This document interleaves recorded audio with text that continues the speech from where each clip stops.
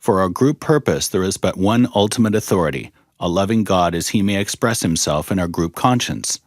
Our leaders are but trusted servants, they do not govern. In Narcotics Anonymous, we are concerned with protecting ourselves from ourselves. Our second tradition is an example of this. By nature, we are strong-willed, self-centered people who are thrust together in NA. We are mismanagers, and not one of us is capable of consistently making good decisions. In Narcotics Anonymous, we rely on a loving God as he expresses himself in our group conscience, rather than on personal opinion or ego. By working the steps, we learn to depend on a power greater than ourselves, and to use this power for our group purposes. We must be constantly on guard that our decisions are truly an expression of God's will. There is often a vast difference between group conscience and group opinion, as dictated by powerful personalities or popularity. Some of our most painful growing experiences have come as a result of decisions made in the name of group conscience. True spiritual principles are never in conflict. They complement each other. The spiritual conscience of a group will never contradict any of our traditions. The second tradition concerns the nature of leadership in NA.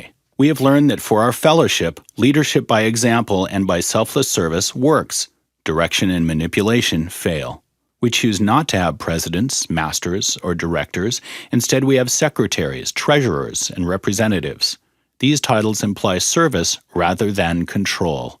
Our experience shows that if a group becomes an extension of the personality of a leader or member, it loses its effectiveness. An atmosphere of recovery in our groups is one of our most valued assets, and we must guard it carefully, lest we lose it to politics and personalities. Those of us who have been involved in service or in getting a group started sometimes have a hard time letting go. Egos, unfounded pride, and self-will destroy a group if given authority.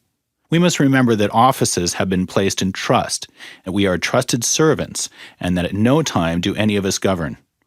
Narcotics Anonymous is a God-given program, and we can maintain our group in dignity only with group conscience and God's love. Some will resist. However, many will become the role models for the newcomers. The self-seekers soon find that they are on the outside, causing dissension and eventually disaster for themselves. Many of them change. They learn that we can only be governed by a loving God, as expressed in our group conscience.